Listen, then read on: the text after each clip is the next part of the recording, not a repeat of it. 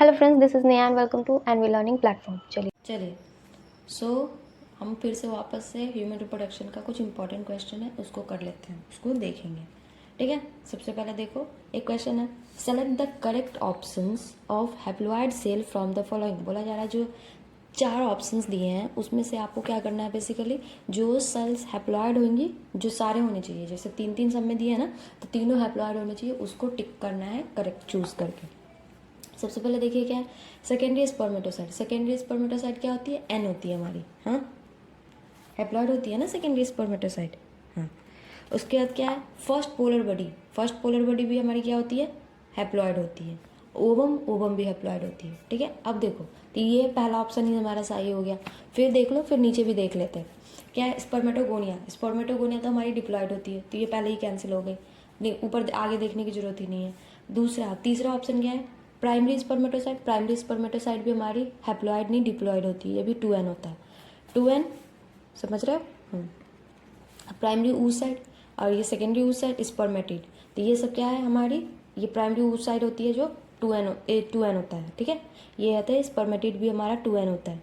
ठीक है, तो स्पर्मेटिड से स्पर्मेटोजोआ बनेगा आगे। ठीक है, चलिए हो गया। अब देखो क्वेश्चन है दूसरा, चेंज इन जीएनएचआर मतलब gonadotropin releasing hormone pulse frequency in female is controlled by circulating level of. बोला जा रहा है कि जीएनएचआर, आपका जीएनएचआर की चेंज है जो किसके वजह से, उसकी फ्रीक्वेंसी फीमेल में कैसे रेगुलेट होती है, कैसे कंट्रोल होता है, ये होता है बेसिकली एस्ट्रोजन और प्रोजेस्टेरॉन से। तो इसका ऑप्शन हो जाएगा आपका एस्ट्रोजन एंड प्रोजेस्टेरॉन, ये वाली। ठीक है, चलिए ये कुछ कुछ क्वेश्चन होते हैं जो डायरेक्ट हार्मोन से रिलेटेड होता है, वो डायरेक्ट आ जाएगा, उसमें ज़्यादा आपको कुछ करने का है नहीं।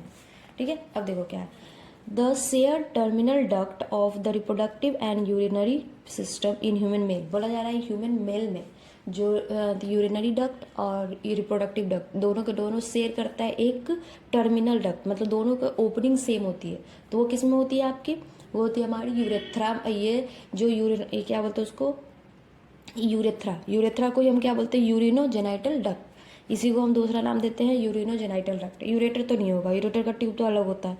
वास्ट डिफरेंस भी हमारा अलग था। वास्ट डिफरेंस बेसिकली स्पर्म को कनेक्ट करके ले जाएगा, हाँ रिप्रोडक्टिव में आएगी, ये वाली आपकी आएगी रिप्रोडक्टिव में यूरेटर। यूरेटर बेसिकली किस चीज़ के लिए आएगी आपकी, यूरिन के लिए। ठीक है, अब वास्ट डिफरेंस है, ये भी आपका बेसिकली रिप्रोडक्टिव में आएगी, समझ गया। यूरेथ्रा ये होगा हमारा बोथ, समझ रहे हो।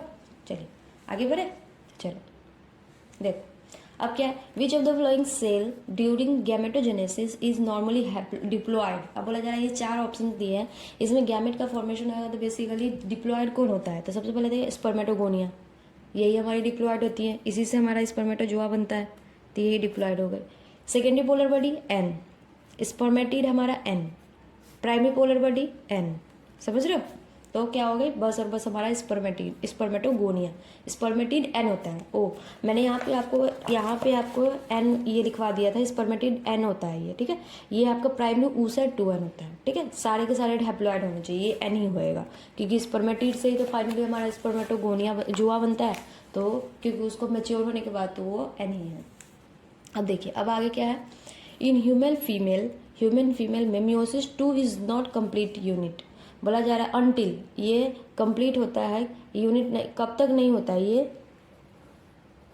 अनटिल होगा, यहाँ पे यूनिट लिख दिया मैंने, उल्टा स्पेलिंग, अनटिल। बोला जा रहा है कि फीमेल में जो मियोसिस 2 तब कब तक नहीं होता है, ये होता है कब होता है, फर्टिलाइजेशन जब तक ना हो जाए। फर्टिलाइजेशन के टाइम में क्या होती है, ये मेयोसिस 2 है जो कंप्लीट होता है। मेयोसिस 2 कंप्लीशन फर्टिलाइजेशन के बाद ही होता है, जब जाइगोट के मतलब फॉर्मेशन होता है, उससे पहले क्या होती है कि ओवम रहता है, ओवम के साथ स्पर्म आती है, दोनों का मीटअप होता है, तो वहाँ पे दोबारा से कंप्लीशन होता है। ठीक है, चलिए तो ऑप्शन ये होगा हमारा।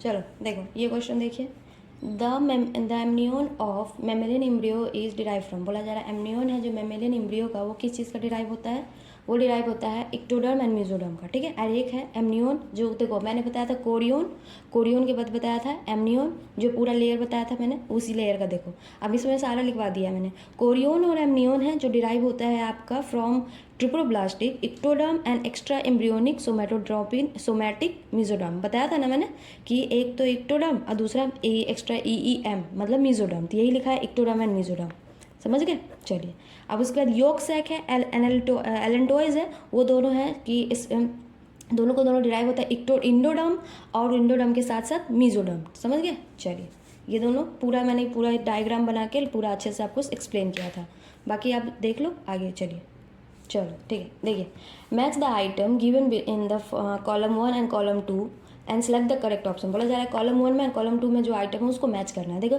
ये है मेंस्ट्रुअल साइकिल से रिलेटेड। प्रोलिफरेटिव जो होता है, प्रोलिफरेटिव फेज किसको बोलते हैं, वो होती है हमारी जो फॉलिकल का फॉर्मेशन फेज होता है तो उसको हम प्रोलिफरेटिव फेज बोलते हैं। दूसरा सिक्रेटरी फेज किसको बोलते हैं, ल्यूटियल फेज को सिक्रेटरी फेज। अब मेंस्ट्रुअल फेज किसको बोलते हैं, ब्रेक डाउन ऑफ इंडोमेट्रियम। ठीक है, इसमें 4 ऑप्शन देंगे आपको, जैसे कि ए का 2, ए का 1, ए का 3, ऐसे करके 4 ऑप्शन देंगे आपको। ऐसे याद रखना है कि प्रोलिफरेटिव फेज बोलते हैं हमेशा कि फॉलिकुलर का फॉर्मेशन। ठीक है, समझ रहे हो।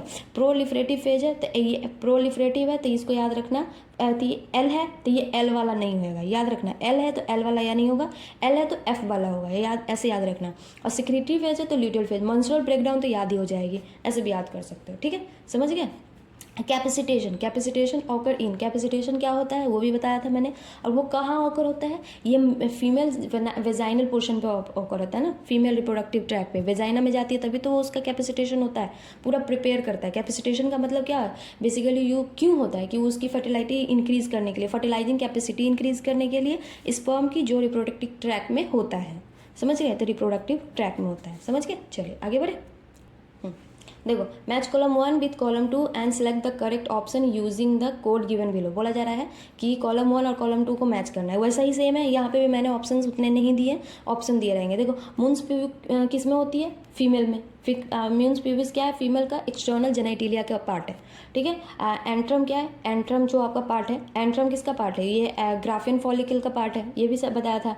नेवेनकन जो होता है हमारा इम्ब्रियो फॉर्मेशन होता है उसमें आता है। ये है ट्रोको एक्टोडर्म। ट्रोको एक्टोडर्म क्या होता है, स्पर्म का जो पार्ट होता है। ट्रोको ectoderm.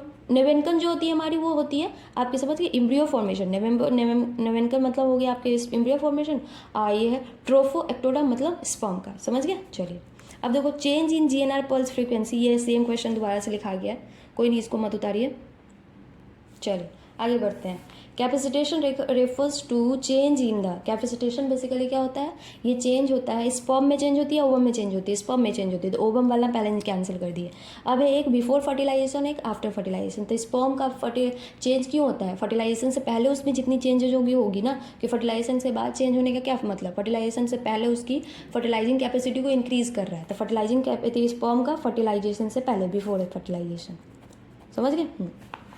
Which of the flying layer in an enteral follicle is a cellular. बोला जा रहा है कि हमारा जो ओवम होता है, ओवम के ऊपर की जितनी भी लेयर होती है उसमें से सबसे ज़्यादा ए सेलुलर लेयर कौन सा होता है, ए सेलुलर लेयर हमारी होती है जोना पेलोसिडा। समझ गए। चलो विच of the flying event is not associated with ovulation in human female. बोला जा रहा है जितने भी है उसमें से ह्यूमन फीमेल में ओव्यूलेशन में ये नहीं, प्रोसेस कौन सा नहीं है।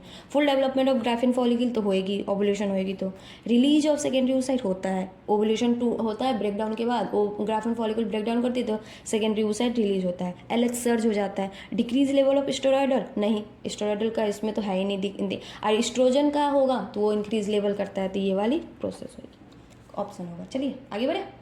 चलो आगे देखो, main function of the mammalian corpus luteum. Corpus luteum का मेन फंक्शन क्या है, सबसे पहले जी वो कॉर्पस ल्यूटियम का मेन फंक्शन होता है प्रोजेस्टेरॉन के प्रोजेस्टेरॉन हार्मोन के सिक्रीशन को मेंटेन करके रखना, तो प्रोजेस्टेरॉन के रिलीज को प्रोड्यूस करना। Menstrual flow occur due to the lack of, menstrual flow क्यों होता है, वही प्रोजेस्टेरॉन की कमी हो जाएगी, इसी को कॉर्पस ल्यूटियम मेंटेन करके रखता है। और जब बेबी का फर्टिलाइजेशन नहीं होगा तो कॉर्पस ल्यूटियम टूट जाएगा, जिसकी वजह से क्या बोलते हैं वापस से प्रोजेस्टेरॉन का लेवल कम हो जाएगी, तो क्या कहते हैं वो आपका इंडोमेट्रियम का लीकिंग ऑफ हो जाएगा। ठीक है, तो यही हो गया आंसर। इसलिए मैं इतना जल्दी जल्दी करा रही हूँ क्योंकि मैंने सारे सब रखवा रखे हैं, जितने करवा रखे हैं आपको उसी में से देख रो आ रहा है, उससे एक्स्ट्रा कुछ भी नहीं आ रहा है। देखो अब क्या है, the secretary phase in the human menstrual cycle is also called, जो सिक्रेटरी फेज होता है ह्यूमन मेंस्ट्रुअल साइकिल में उसको दूसरा क्या नाम बोलते हैं, सिक्रेटरी फेज है। देख लो सिक्रेटरी फेज को क्या बोलते हैं, ल्यूटियल फेज। ल्यूटियल फेज बोलते हैं, ल्यूटियल दो जगह दिया है, ये वाली और ये वाली हमारी कैंसिल हो जाएगी। और ल्यूटियल फेज अब उसका कहाँ तक लॉन्ग लास्टिंग कितना दिन तक होता है, 13वें दिन, है ना। ल्यूटियल फेज आपकी 13 डेज होती है, उससे पहले वाले डेज में तो आपको क्या है कि सबसे पहले मेंस्ट्रुअल फेज, उसके बाद प्रोलिफरेटिव फेज और ल्यूटियल फेज लास्ट वाली। चलो समझ गए? आगे देखो, सारे देख लो, आपको जितना मैंने पढ़ाया उसी से आ रहा है, उससे एक्स्ट्रा आपको कुछ भी नहीं आ रहा है। Number of testicular lobules in testis is called, ये कितने होते हैं टेस्टिस का में, टेस्टिकुलर लोब्यूल्स कितने होते हैं? देखो तो एक में होते हैं 250, समझ रहे हो? ईच टेस्टिस में हमने एनसीईआरटी में लिखा है 250, ये टेस्टिस लिखा हुआ है, मतलब दोनों को मिला के लिखना है, इसलिए ये 500, 250 टिक मत कर देना, मैंने लिख भी दिया है। Each testis 250, so both testis 2 × 250 is equal to 500, समझ रहे हो? ऐसे भी क्वेश्चन आ जाते हैं, और आप सीधे यहाँ पे टेस्टिकुलर लोब्यूल्स देखोगे और टेस्टिस देखोगे, दिमाग में नहीं लगाओगे कि टेस्टिस दिया है या टेस्टिस दिया है, और उसके बाद सीधे 250 ऑप्शन रहेगा, टिक लगा के आ जाओगे, कन्फर्म हो जाओगे, पूरा एकदम खुश हो जाओगे कि हाँ मेरा सही। जब आंसर की आएगी तो जा आंसर की, उसके बाद जब एक्सप्लेनेशन आएगा जा, इसमें तो 2 टेस्टिस दिया हुआ है, तो इसको दिमाग में बिठाना भूल जाते हैं, इसलिए क्वेश्चन को पढ़ो तो दिमाग खोल के। ठीक है, आगे बढ़े। चलो अब क्या है, इंटरस्टिशियल सेल सिक्रीट करता हार्मोन, उस हार्मोन का क्या नाम है? एंड्रोजन, समझ गए? चलिए, इंटरस्टिशियल सिक्रीट करता उस हार्मोन का नाम देख लो। Sperm production take place, sperm का प्रोडक्शन कहाँ होता है बेसिकली हमारे? हाँ, सेमिनिफेरस ट्यूब्यूल्स में, और क्या, समझ गए? हाँ, the male accessory duct include, अब मेल एसेसरी डक्ट में क्या क्या होता है हमारा? हाँ, उसमें रेटे टेस्टिस होती है, वासा इफरेंसिया होता है, एपिडिडाइमिस होती है, वास डिफरेंस होती है, तो ये सब जिसमें आएगी उसमें। पेनिस नहीं, रेटे टेस्टिस ठीक है, वासा इफरेंसिया है, एपिडिडाइमिस है, वासा डिफरेंस है, ये चलो ठीक है। यूरेटर नहीं, तो यही होगी हमारी आंसर, समझ गए? चलिए, सो यही इतने ही तो क्वेश्चन रहने देते, इतना ही करवाया है मैंने। चलो ऐसे ऐसे ही, मतलब अब जब वो है इम्प्लांटेशन से आगे का करवा दूंगी मैं, यहाँ इस तक का इतना ही, इतने थोड़े थोड़े क्वेश्चन ही आप खुद से करके देखो। अभी आपने जितने क्वेश्चन किए आपने देख लिया कि मैंने जितना कराया, मेरा नोट्स और एनसीईआरटी पढ़ा, उसके अलावा बाहर से कुछ भी नहीं है। सो आप मेरा नोट्स और एनसीईआरटी पढ़िए, आपके क्वेश्चन कन्फर्म होंगे। चलो ओके, बाय, थैंक यू।